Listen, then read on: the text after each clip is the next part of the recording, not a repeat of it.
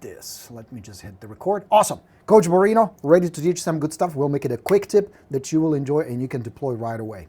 And that is this. Many of you have been posting lately here on Rockstars or asking me directly, dude, I got this listing. I think it's a pretty good listing. I think it's priced pretty well. It's a pretty nice home and I'm not getting any action on it. Not much is happening. I'm not getting offers. I'm not getting showings. Please help. So I'm going to give you 7 points today, 7 quick tips and strategies you can deploy if you have trouble getting your listing sold. Cool? Interesting topic? You ready for it? Awesome. So let's get started. Number 1, you need to know, you must know when you have a problem. You must know. You need to be aware. You as a professional need to know. So let me show you what I mean. If you have no showing in 14 days, and if you have no offer in 30 days, you got a problem. To wait weeks or worse, months, before you muster up the courage to come and talk to the seller, hey, look, there's a problem with the listing, which they already know, is too late. Don't wait. Number 1, you need to be market expert. Number 2, you need to know when is a problem, when is the listing become a problem, when lack of action on the listing becomes a problem. That's number 1. Be aware. And don't wait too long. 14 days without showings, oh yes, you have a problem for sure. 30 days, no offers, you got a problem. Number 2, you need to know what is the seller's CDE. What is the seller's core driving emotion? What is the problem? You really must understand their situation. Because I've had listings, I'm sure you've had listings, you got sellers where you put the sucker on the market, it's clean, it's ready to go, you work your ass off, you market it, you promote it. You bring a great offer and you're all excited. It's like, holy shit, this is a really good offer. Let's get this accepted. And then they stall on you or they throw you some ridiculous answer. Has that ever happened to you? Come on, of course it happened. Know upfront, what is their situation? What is their emotional engagement? What is the problem? How intense is their motivation? You don't want to be involved in 30, 60, 90, 120 days, God knows how long process through the listing for them to get clear, oh, we really don't want to move. We're not really that serious. Know that up front. I'd rather spend 15, 20 minutes in a very deep, honest, open, authentic conversation than work my ass off, get the property sold, bring a good offer, where the seller suddenly realizes that we don't really want to move or we're too attached to the house. We kind of like our neighbors and we like our house. We're not going anywhere. Know their CDE. Really know that. And that's really even what builds that awesome connection. My watch is making funny noises. You guys hear that? It's clicking too much with this bracelet. I got this lovely bracelet from Hana for Christmas, which I love wearing with my watch, but it's just making too much noise. Let me take it off. All right. Number 3. First impression. Can that be a problem? Put yourself in the buyer's position. Really strip all that knowledge and everything you know about the property and stand in front of the house and say, okay, what's my first impression? How would I feel about that house? Because here is the insight. Every single buyer that ever bought one of your listings or you sold them a house bought it because of an emotional response. It is always an emotional response that is later justified by logic, but it always triggers a certain emotion. What that emotion is varies slightly from buyer to buyer. It can be excitement, it can be joy, it can be high status, whatever matters to them. Just like with sellers have a CDE, so do buyers. What is the first impression? What first impression is the property making? Is the front lawn nice and tidy? Is the garage door nice? Is the front door nice? Is the mailbox? Here's the little trick. Even a little thing like the rug on your front door, by the front entry, or the mailbox creates an impression. And this is not something that people process logically. This is something that they process subconsciously. But here's the message.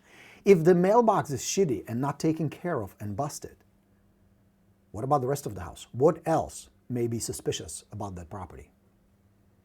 So you as an expert, you stand in front of the house and you evaluate, and then you say, not Mr. Seller, would you?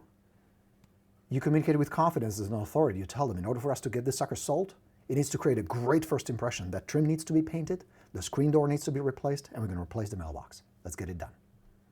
And that's what you're expected to do anyway. Be honest with yourselves, right? Cool? Helpful so far? Yes? What do you say?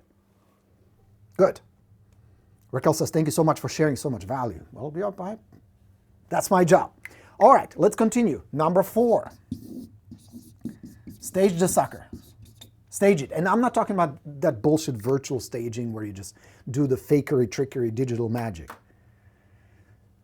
Invest some effort, some time, and maybe money. It depends. In some markets, like in my market, it's about 50-50. 50% of the time the agent pays for the staging, 50% of the time the seller pays for the staging. Regardless, it should be done. Think about it this way. Model homes, builders have been doing it for years. And these are stingy fuckers. These are investors who are doing it for nothing but profit. If they are willing to invest and really spruce up the model home, to put nice candles, to put beautiful table, to make you feel like this is a lovely, prestigious home, you should take a lesson from that. Get your listings staged. It's a trend, and if it's not trend in your area, be the first one. If it is a trend in your area, just be aware. Everybody else is probably doing it. It's necessary. You want to create an engagement because within first 4 seconds as the buyer walks in, there's an emotional response. The first thing they're going to see is what? Living room, kitchen, master bedroom, bath. Those are the first areas that need to show what the home is about. What is the emotional response you want to trigger? So if the property is cluttered, get it cleaned up. If it needs painting, get it painted.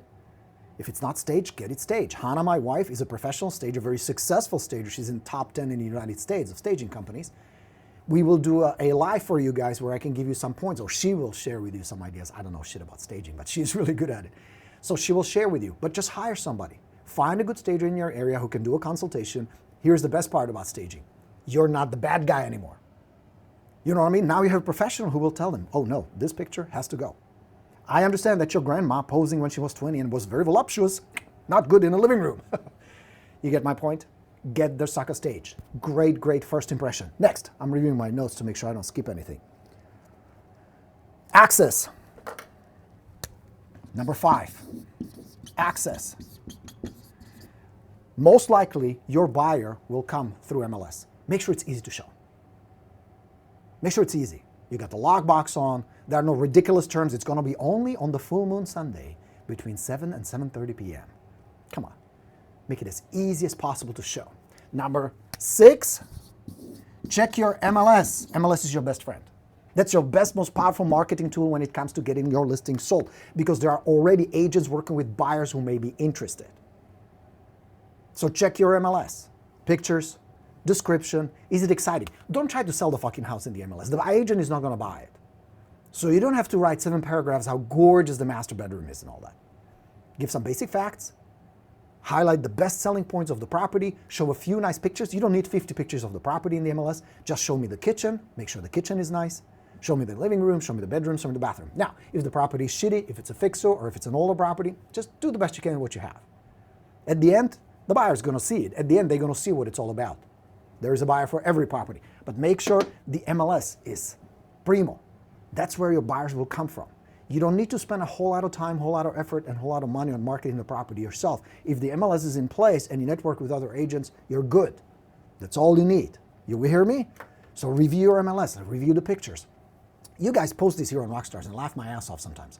How you can have a $600,000-$700,000 property where the fucking agent is still taking pictures with their iPhone and they look ridiculous, they look cheap. Please don't do that. Please don't do that. Make sure it shows well, okay? Next, part of MLS. So we got pictures, we got description, and we got commission.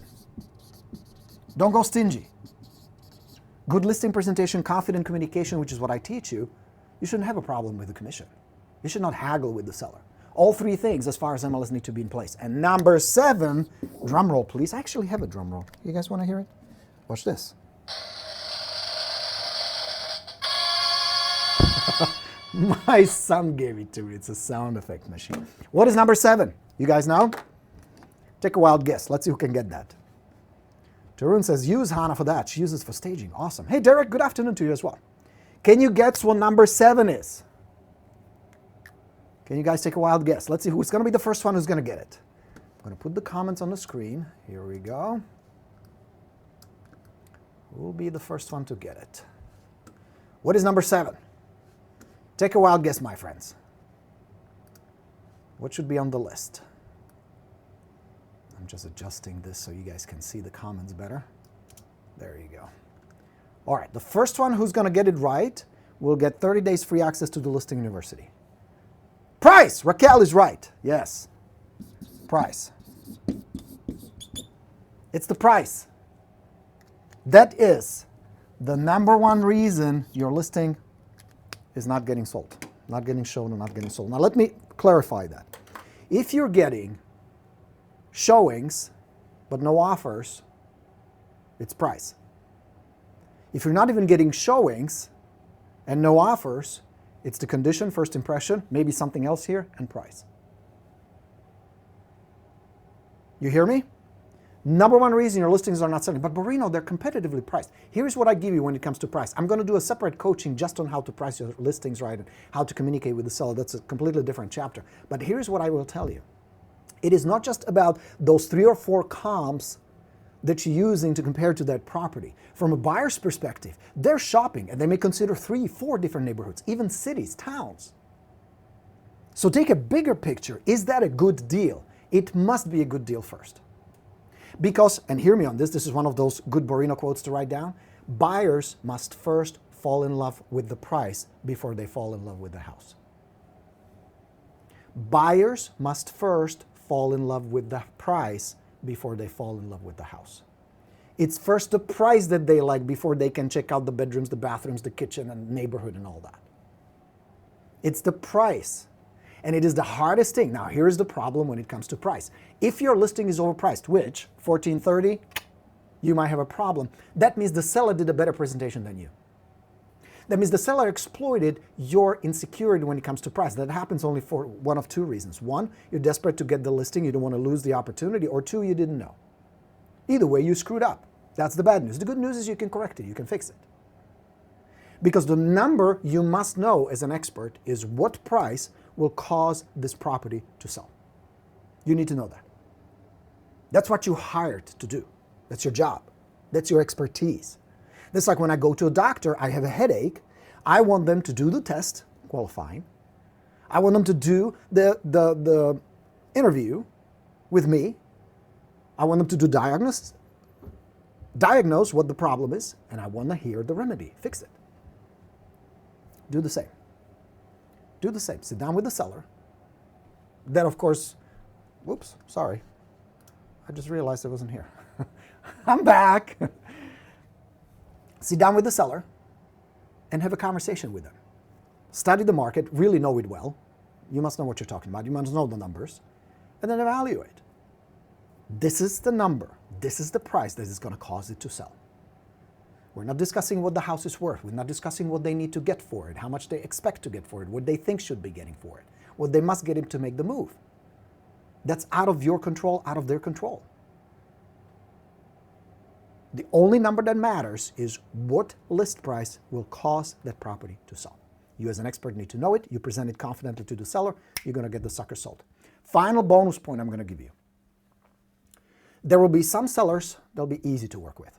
Motivation, good connection with them, good relationship. There'll be some sellers who will be very difficult. They will dig their heels and they'll be stubborn. You, as a rock star agent, be willing to walk away. Don't get hung up on one, ever. On one deal, one listing, one client, one situation. It's never about just one. There's plenty more. There'll be 5.6 million transactions closed this year according to the latest projection from the National Association of Realtors. I want you to hear that number really well. 5.6 million homes sold, 5.6 million commissions paid, or double really if it's 2 sides. Plenty of business, plenty of nice clients, plenty of homes. So don't get stuck on one. If the seller is really difficult, if they don't want to work with you, trust me, one bad overpriced listing or a stubborn, difficult seller can drain so much time, so much money, resources, and energy that you could be getting 3 or 4 other listings in place of that to replace that and make way more money. And I know it's hard to let go. If you have one listing appointment a month, if you have one listing on the market, we tend to kind of grab and hold on to it. You need to let go, release that. Live the mindset of abundance. Understand that there are plenty of motivated people who need your help and want to pay you. How is that for a quick little live? Was that helpful, guys? Did you enjoy it? All right. Anything will sell at the right price. Ronaldo is absolutely right. Yes. Yes. The challenge is to walk away. That is a challenge. Absolutely. It's not easy. I understand that. But you got to do what you got to do, guys. That's really the answer. Okay? All right. So you guys guessed right. It's the price. Senor Drill Sergeant, great treat for Rockstar Agent. Thank you. My pleasure. All right. So that's the secret, my friends. You are expected to deliver good information to the sellers. That's what they pay you for your expertise, for your guidance. Guide them through it. You cannot make decisions for them. That's impossible. But you can definitely help them make the right decision, which, if they want to move, is to list with you, number one. Number two, list at the right price and get the sucker sold. You can get it done, but you need their cooperation. Yes? It is your duty to tell the sellers the truth. It is your duty. Find the best solution. What is the best solution? Sometimes it means just staying where they are. I had sellers like that. After a while, they kind of really molded over and like, you know what? No, we're going to stay. And that's fine. Lowering the price, that's cool too, or walking away. High status, confident agent, you can accomplish all that. All right, guys? Hope this little tip was helpful. Enjoy your weekend. If a big snow is coming your way, stay dry, stay safe. Coach Borino signing off. Have a great weekend. I'll talk to you real soon. Bye, everybody.